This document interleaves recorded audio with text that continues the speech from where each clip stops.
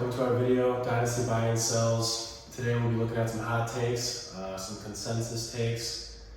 We're going to get started with A.J. Dillon. Dev, take it away. Yeah, so I'm a Packer fan, obviously, so a little biased towards A.J. Dillon. But, last season he was the 23rd PPR running back. He only played on 42% of the snap count, so just to put up those numbers alone is really telling. Obviously, Aaron Jones is still on the team. It's going to be a huge part of the offense this season, especially with Devonta Adams gone. But Aaron Jones does have an out in his contract next year, and we're talking about dynasty here. I think Aaron Jones still going to have a better season than A.J. Dillon this year, but long-term, dude, A.J. Dillon is literally going to be a top 10 dynasty running back to own. My projection for him this season, I'm thinking over 1,000 yards, 7 rushing touchdowns. He's going to catch about 40 passes, 400 yards, 4 touchdowns. I think he's going to get a lot of goal line work. I really didn't think he was going to be that good of a pass catcher last year. He proved me wrong. That was the one knock I had on him. I think the Packers are just going to be so run heavy this season, with lack of experienced receivers, Devontae. And you're going to see a lot of sets where A.J. Dillon and Aaron Jones are both in there. Aaron Jones being in the slot. So they're both viable options this season. I wouldn't try to, have them both in that season-long league. Dynasty, personally, one of my teams, I have them both because I'm ready to, start Aaron Jones at the beginning of the season and, whatever happens next season, I plan to start A.J. Dillon pretty quick. So A.J. Dillon, it's going to be tough to buy him now because people might already know, but I would still look to get him if you can. So next player on our list, we got Devonta Smith. Devonta Smith finished last year as wide receiver 29. He was a rookie. That's pretty good. When setting aside 2 consecutive years of Jamar Chase and Justin Jefferson, people start to get high hopes for the receivers, but finishing at 30 for wide receiver as a rookie is still an impressive feat. Factor in run heavy offense last year, and ultimately an overall weak offense. Devonta Smith proved to be a very good option for the Eagles. Starting quarterback Jalen Hurts, we all know that he only scored 16 touchdowns through the air last season. That's pretty poor. So, this season hopefully we can see a bump in Jalen Hurts' passing production. Hopefully we have more of a shift to a passing offense with new coach, A.J. Brown. So hopefully more of an air attack. I personally think that A.J. Brown being in this offense is going to help Devonta Smith. I think there are going to be more efficient targets to Devonta Smith because of the matchups that A.J. Brown creates in the secondary. And then from there, I just think that with a more high-powered offense, they're going to see more scoring opportunities.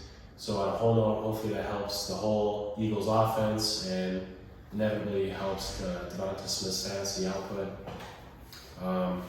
Going into next season, I'm projecting Devonta Smith to have 77 receptions, 1,155 receiving yards, and 7 touchdowns. I don't think that's outside of his, capability, especially, given the increase in the offense production I'm projecting next season. All right, and the third person we have on our list is none other than the Ravens' new wide receiver one, Rashod Bateman. All right, he was wide receiver 69 in PPR last year, having 43.63% of their snap count. Having pulling in 46 of his 67 reception targets, 515 yards and a touchdown. He had a pretty solid rookie year. Like Adam stated earlier, a lot of people are really getting caught up in the rookie craze and forgetting how wide receivers truthfully, form a league. Usually it's their second or third year where they really have that breakout year.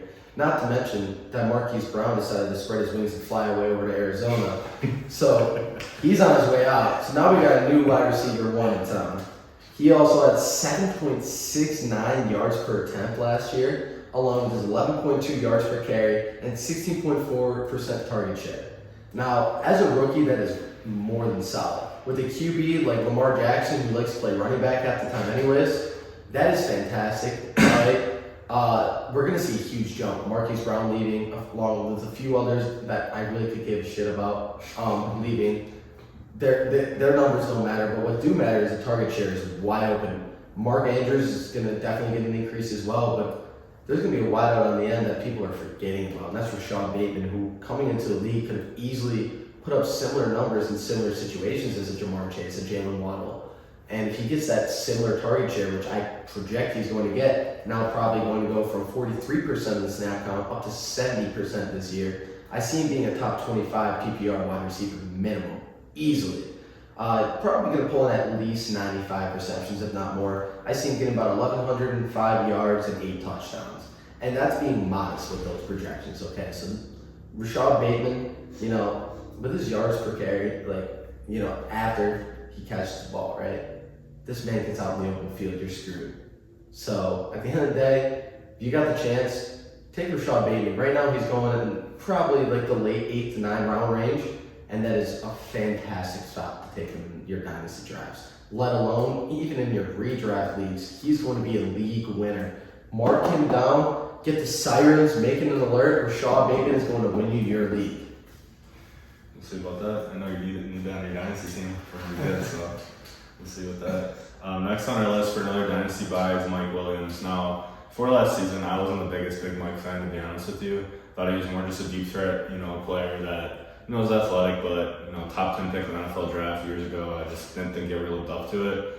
And as soon as fucking Justin Herbert got going, that saved his career. And last season, he finished as a 12 PPR receiver. I'm not even the biggest fan of him before that, but he proved it. He had 76 catches, around 1,200 yards and 9 touchdowns. And I think this season, I have pretty high expectations from him. I'm projecting 85 catches, around 1,300 yards and 12 touchdowns, which might sound a little crazy, but I really want to invest in a good offense with a young quarterback in Herbert. Keenan Allen's going to be steady. You know what to expect out of him. But I think they're going to be really pass heavy. Herbert did throw for 5,000 yards last season, and Keenan's going to have 1,000 yards, but someone else is going to have to meet those targets. And I like Josh Palmer as your third receiver, but I don't think he's anywhere near Mike Williams' talent. As well as that, the Chargers just extended him a 3-year extension, $60 million, so clearly they have big plans for the guy. So Big Mike, I really think, you might not agree with how I expect him to do this season, but I think you could get him for a pretty cheap price in Dynasty compared to what I expect from him.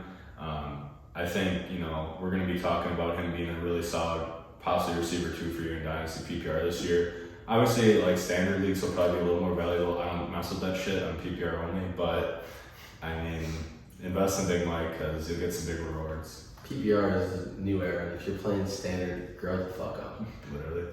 Half-point PPR, you can make some, Gallery. You're right. You're just in puberty stages. Yeah. You'll grow up eventually.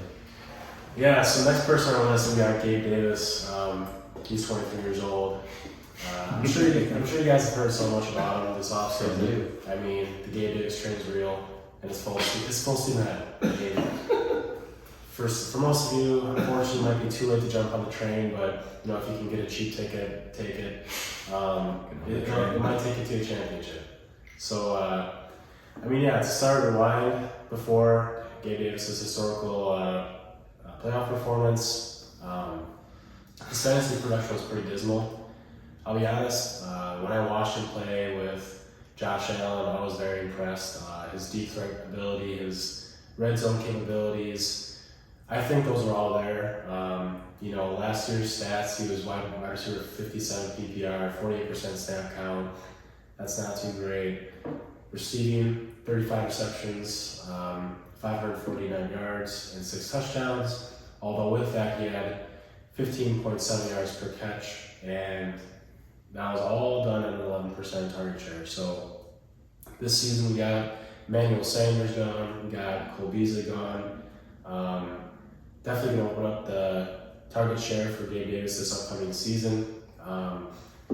Those past stats, I think you can kind of squash, you can kind of get rid of those. He definitely had some very good, little stints of productivity and little, flashes of his talent. I think the playoff performance right there kind of just proved to everyone that he's got what it takes to be a wide receiver 1 in this league. I don't know if it's going to be this next season, with Stephon Diggs there, but I think the Bills are kind of showing that they're committed to Gabe Davis for the future, and what better package to have, in Josh Allen with your quarterback. So going forward, I'd love to have Gabe Davis on my team.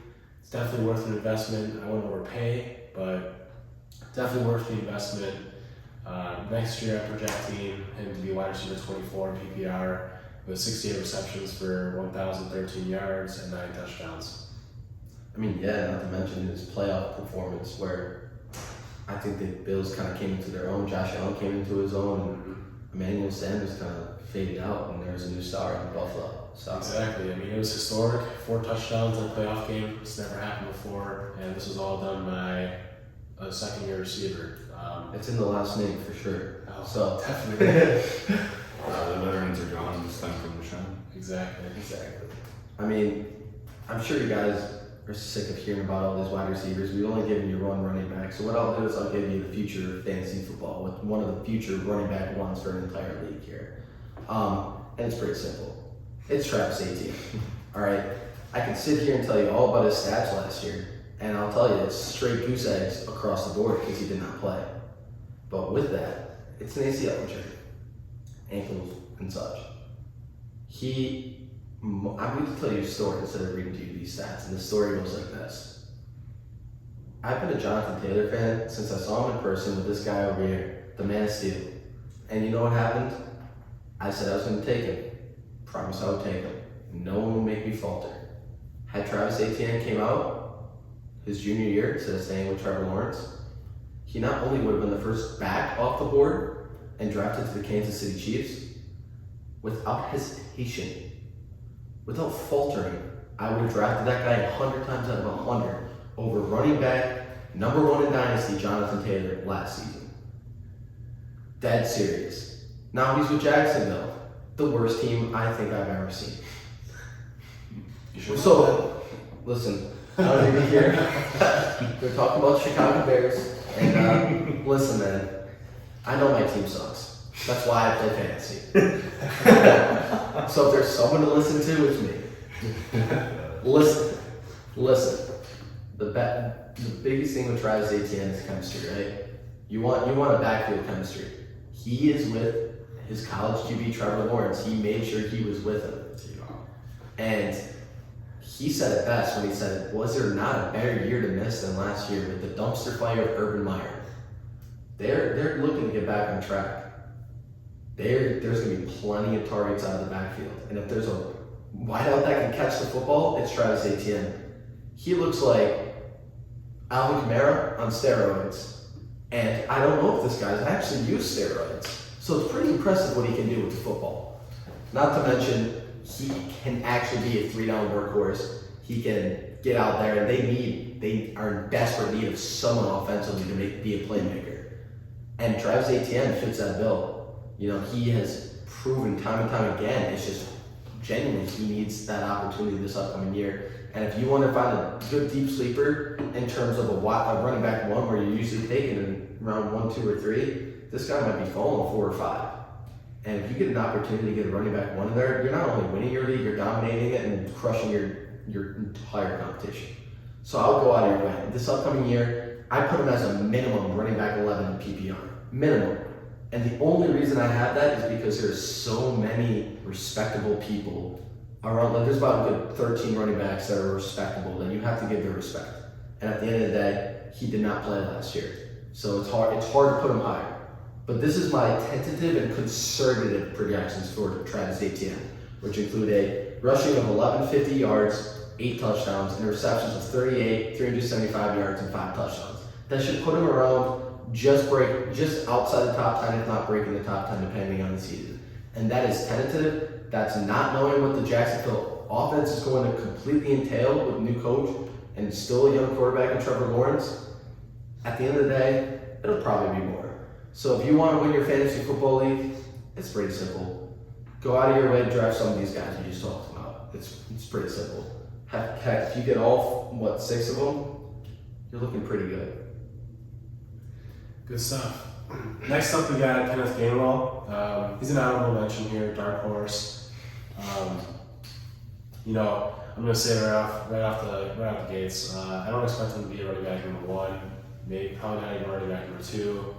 I'd be delighted if he was running back number 3, but I mean, we'll see. But what I have to say about this guy, I am very impressed and I am intrigued with him. When comparing those backup running backs, those guys who might make a leap to be, number one running back in their offense, if not a very, very good, backfield sharing kind of guy. So last season, he was running back 42 as a rookie with a 27% snap count. That's not great. That's not great for a snap count. He still finished as running back 42.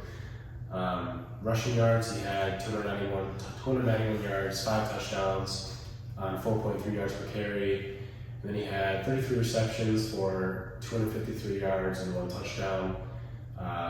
There he had 11.1 yards per catch, and that was all done with an 11% target share.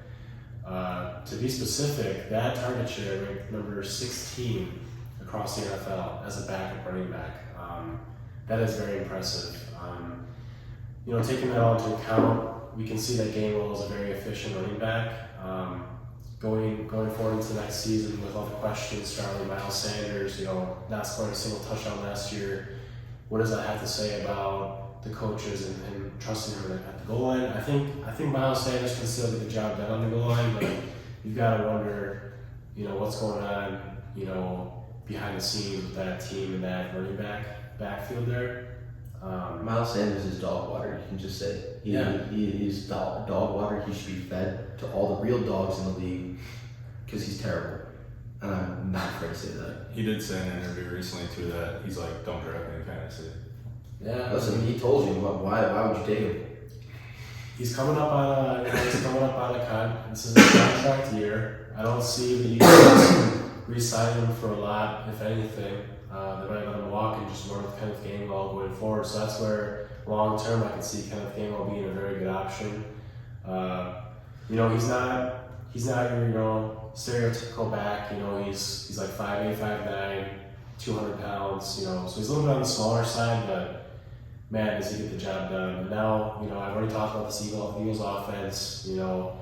More scoring opportunities for every player in that offense. Kenneth Gainwell, the things Kenneth Gainwell can do in this offense is going to be incredible with, Jalen Hurts at quarterback, the RPOs, the run pass, everything. I think everything's going to fall into place for Kenneth Gainwell this season. Now, is it going to be fantastic Alvin Kamara type production? I don't think so.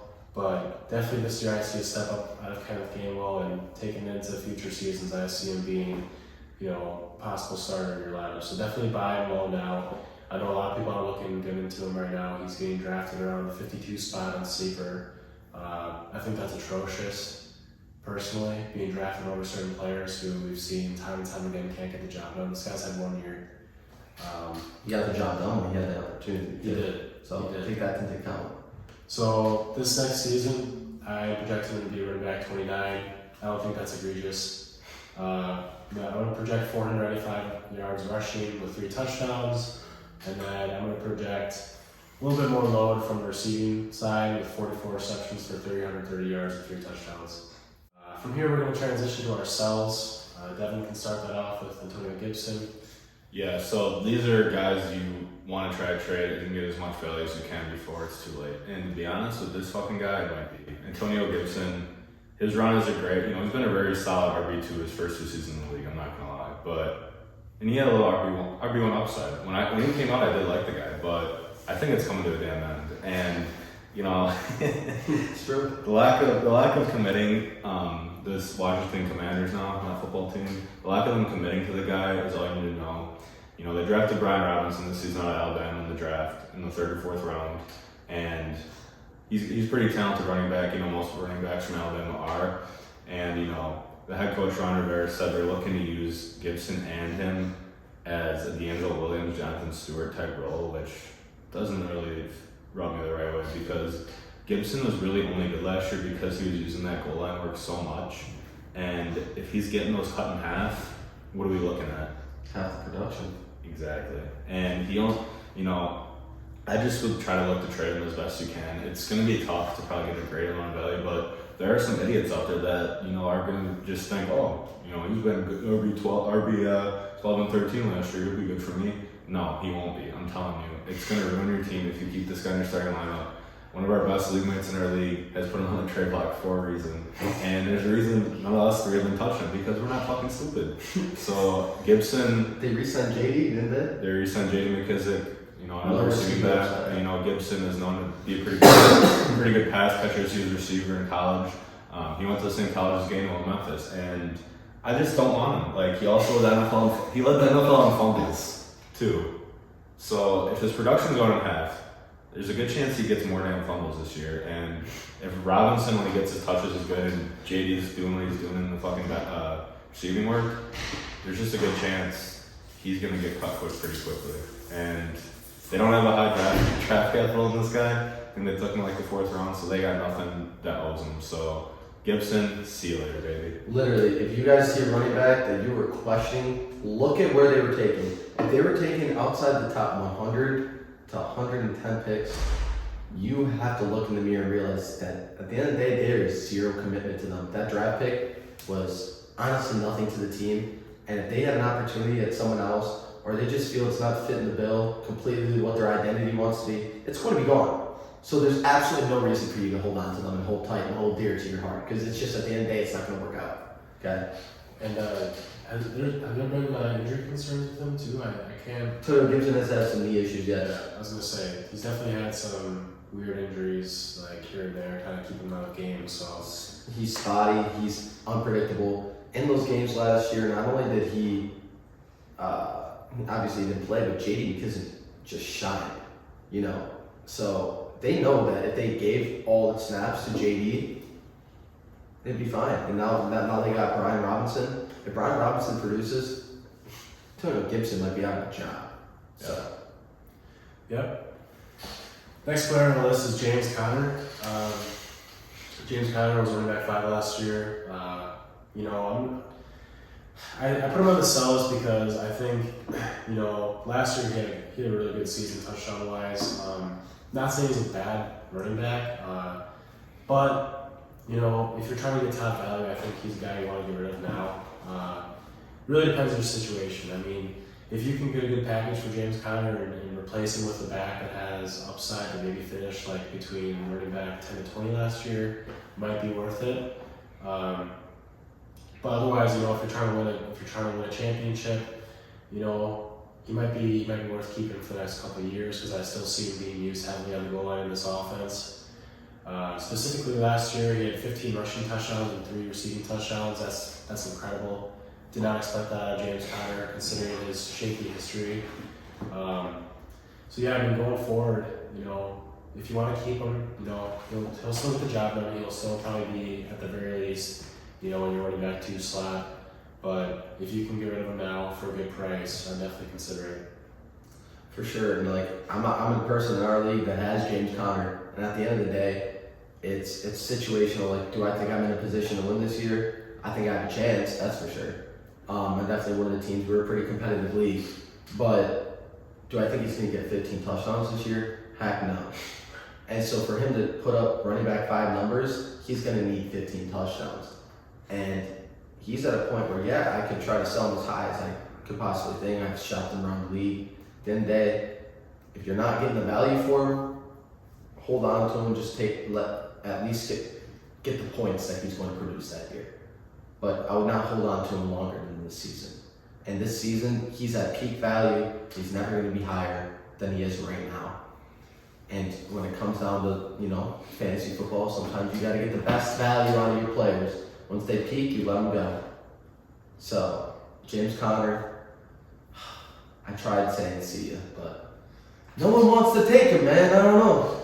Yeah, not to mention, you know, last season we had yards per carry 3.7. I mean, that's not great. It's not running back style. It's not He was used mostly in the red zone, to be fair. Correct. So that does shorten it a bit, but yeah. So I mean, if you know, he's a new guy to rely on touchdowns with week to week. That's just how he is. He might have one big week rushing where he gets 75, 100 yards. You know, just poor defense or just situational. But maybe a few receptions here or there. right, you're basically hoping on a touchdown week out of him, and if you don't, he's not going to score you much points. So And you know what? 15 is not bad. It's not bad for a running back in here, to say the least. So right.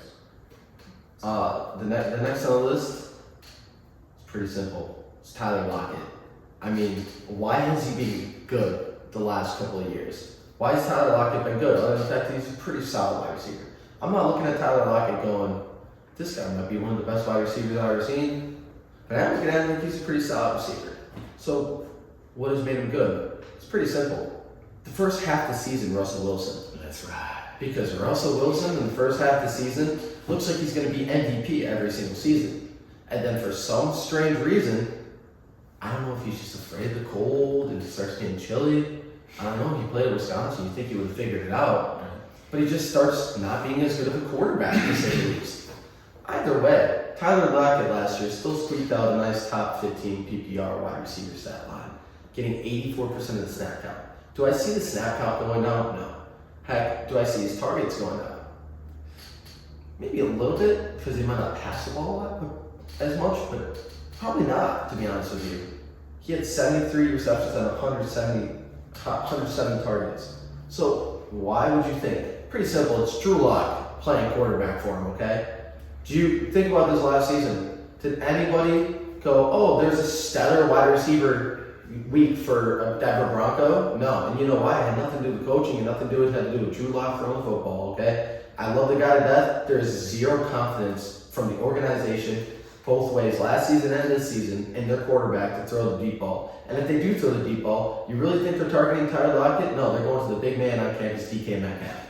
Okay? So at the end of the day, DK is going to get his numbers. They're going to give him his own. Tyler Lockett, he's 29. He's aging. Is he too old to be productive? No.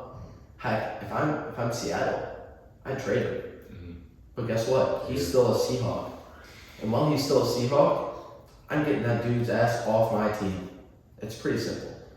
You don't want an older wide receiver who was a star coming in next season with a new quarterback, again, a new younger one, who might be really good, but at the end of the day, they're not going to develop the chemistry. They're going to force feed the chemistry between DK and him. Because DK Metcalf is one of the future stars of the league. So, at the end of the day, Tyler Lockett, I'm sorry, bro. You're going to have to get the heck out of Seattle if you want to see some production. Maybe next season, the Rams will just lose another star wide receiver and they'll just sign him for a big time deal. And then he's back with Matthew Stafford or something. I don't know. They'll figure it out. That's not my job. I'm here to tell you whether or not someone's going to put points on the board, and I'm telling you this season, Tyler Lockett ain't it. All very good points there, and take a look back at the history of things. How often do you see a receiver over the age of 30 that is producing in fantasy? Not a lot, and I personally don't think Tyler Lockett is that talented of a player to continue doing so. I think there are only a few receivers in the league now that could potentially put up wide receiver 1 seasons in their 30s. I think one of those guys is Devontae Adams, but who knows with Derek Carr. So, yeah, I agree with Christian there. Tyler Lockett, 29, it's going to be 30 soon. No Russ. That's all you got now. It's pretty hard to develop new chemistry with the QB. Yeah. Especially because not only is it, we're talking dynasty here, guys, and unless he gets traded to a team, that maybe he gets traded to Denver for all we know, then I'll be hammering Tyler Lockett immediately.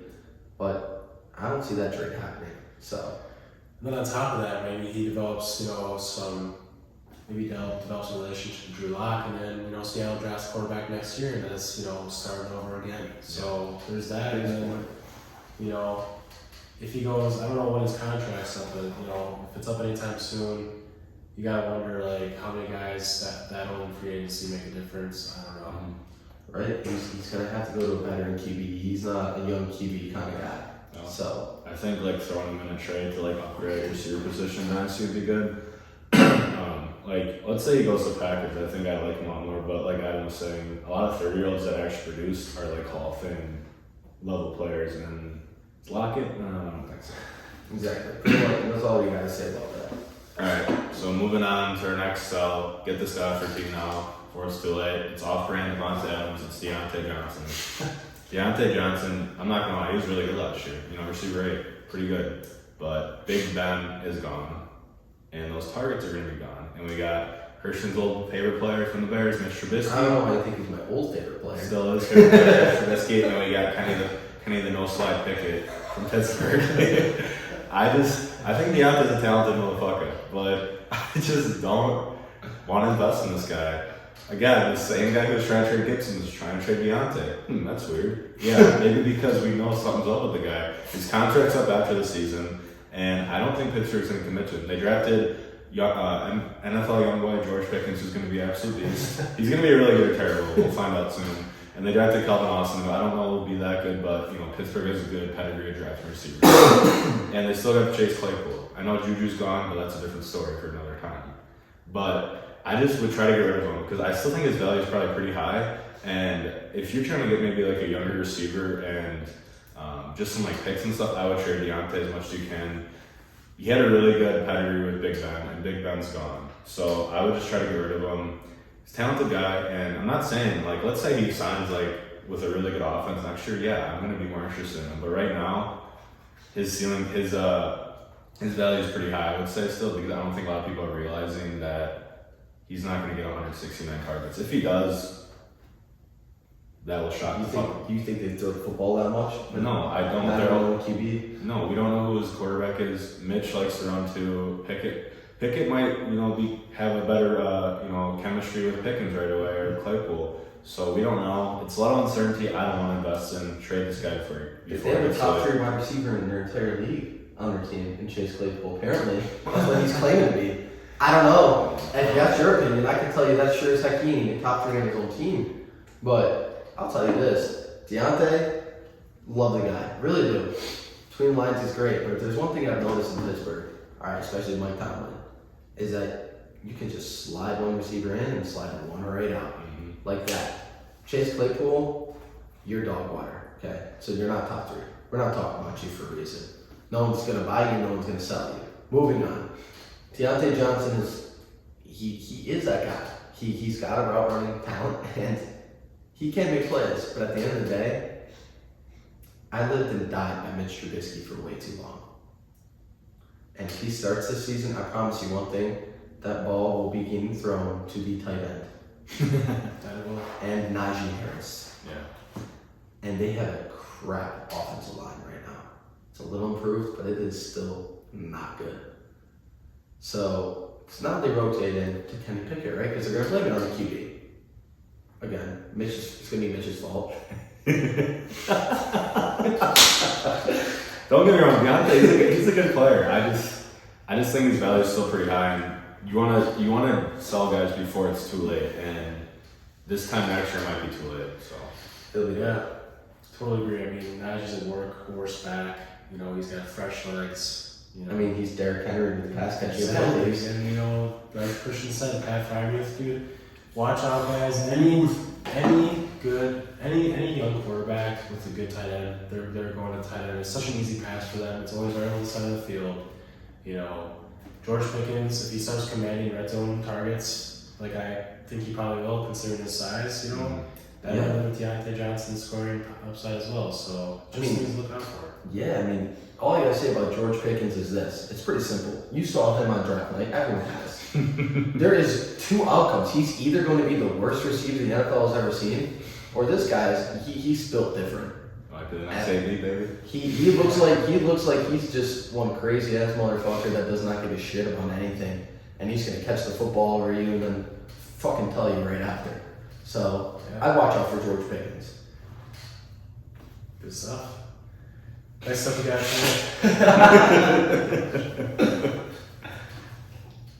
got Tyreek Hill. From Game of Thrones. Okay, this one's gonna be a similar. Take as James Conner. Although I gotta say I have a little bit less faith in Tyreek Hill, considering he's switching to a completely different team. We all know how well he was on Kansas City, but he was paired with one of the best quarterbacks in the league, Patrick Mahomes. There's definitely some worry here. I mean, he's paired up with Jalen Waddle.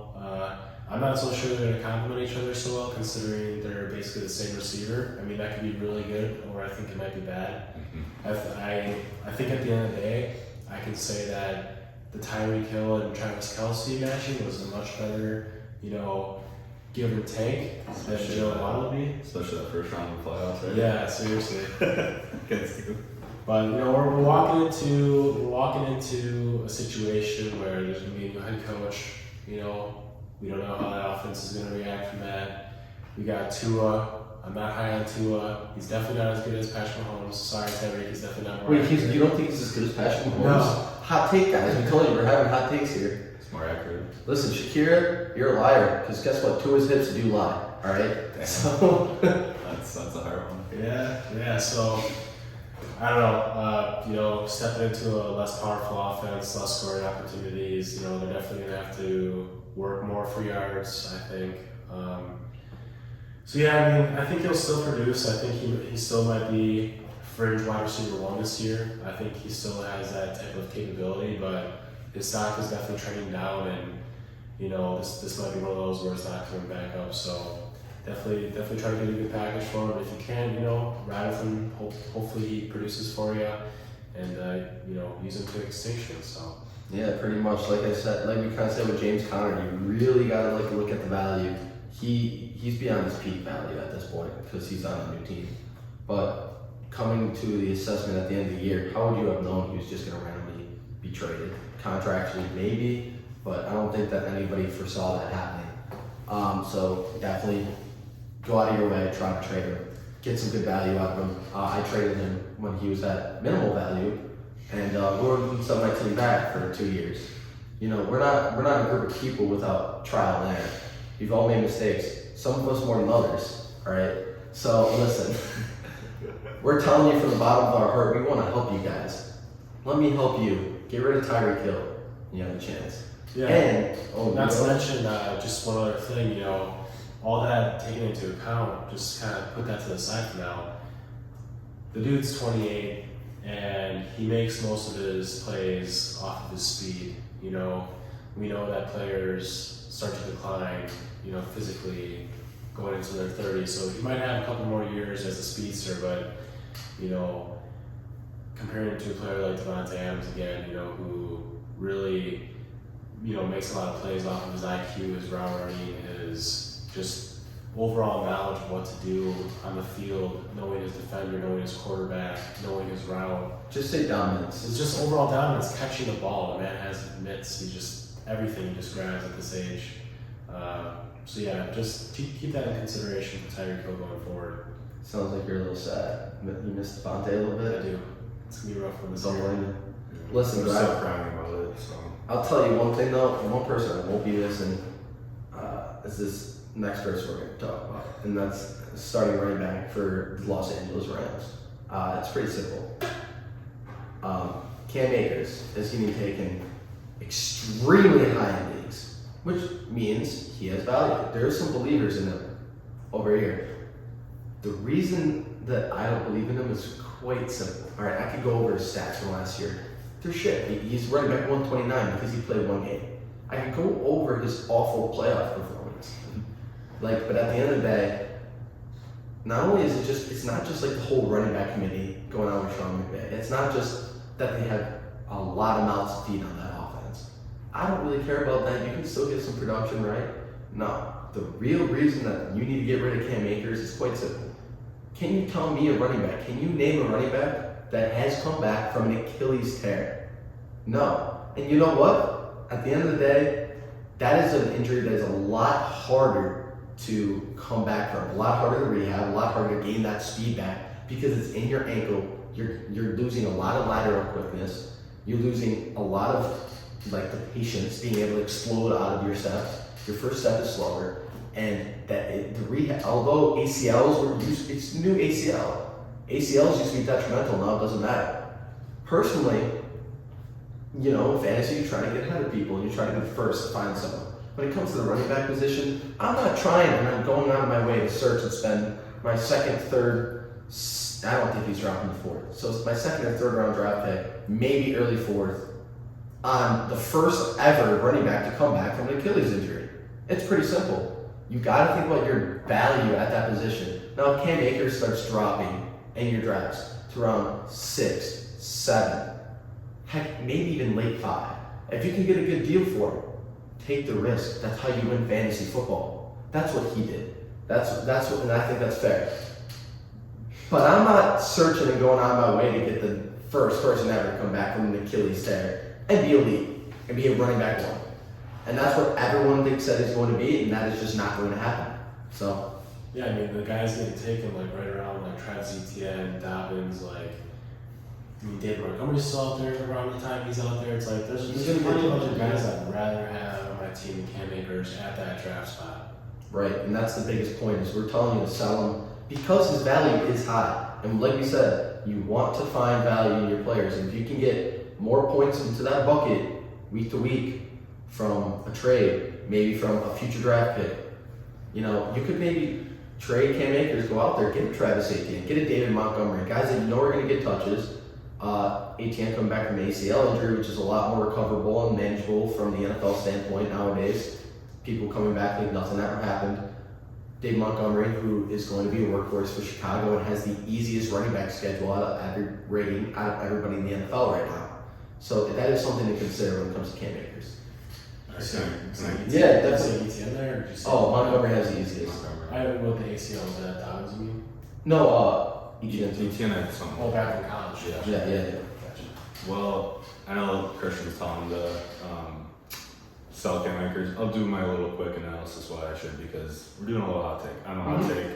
I'm not the biggest Cam Akers fan either. Trust me. Like in a draft, like around these other guys, I'm taking other guys. I'm taking Etienne over him for sure. I acquired him in the Dynasty League for 2023 first, which 2023 first are very valuable. Don't get me wrong. So I didn't really want to do it at first, and it took a lot of convincing for me to do it, but I was willing to take a risk because I agree it's going to be pretty hard for him to come back from Achilles. And I'm nervous, but I have other running backs on my team if he doesn't plan out, and I'm damn sure I'll be finishing top 4 in the league. I know I will.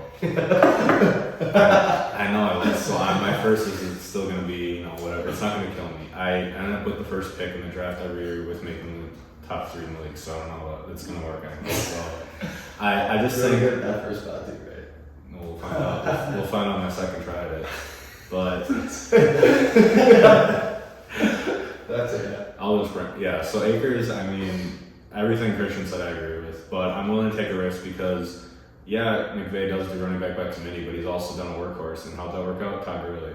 Right, and he got right into the ground. And he did, and I don't care. Exactly. But if I'm getting Akers production for one season, It's anything close to that, I will take that all fucking day. And you know what? If he does, have a few good games start the year, see you later, I'll trade you, and I'll get better value back. See, that's the point. Is if he goes into the season, Cam Akers first 4 weeks does great, fantastic. I could totally see that happening. In fact, I would predict it's going to happen. I think that it's going to get a good amount of touches. I think that they're not going to want to show the explosiveness of their pass game right off the bat, just show all their cards. So I think they're definitely going to be patient and run the football. Now, with that said, they did draft another running back in Kyron Williams. They still have Darrell Henderson, D. Hendy, averaged some of the most yards per carry in college football history. I'm not concerned about those 2 guys. Yeah, but right, Cam Akers is going to start. I wouldn't be concerned about them taking touches away, passes away. But if he goes high in the first 4 weeks, you're going to get a 2023 first and some, probably another productive back out of him. So that's something to consider as well. Is if you get that chance, maybe in a later round, after Montgomery and Etienne, maybe in round 5, round 6. If he drops around 7, you better take him. The risk is worth it. Get the value out of him. The point is getting value.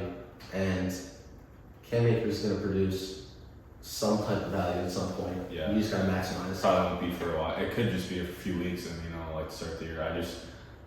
I've never seen the Achilles come back, and I'm just praying it does. But I mean, just like McVay's, they're committing like the dude recovered pretty quickly, which I'm not saying he performed at that excellent thing because he didn't, but the Rams are still willing to put the guy out there to start in big fucking playoff games. Super Bowl, yeah. Super Bowl, and I'm not saying he was the reason they won or anything, but that's just telling that they trust this guy somehow still, and he has had a whole offseason to recover even more. So. I'm gonna personally take the gamble, but you can sell him for a certain thing for sure, and certain drafts don't take him, but.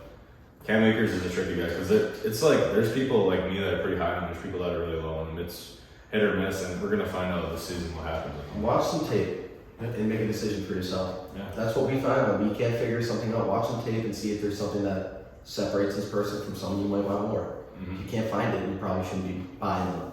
Should be selling.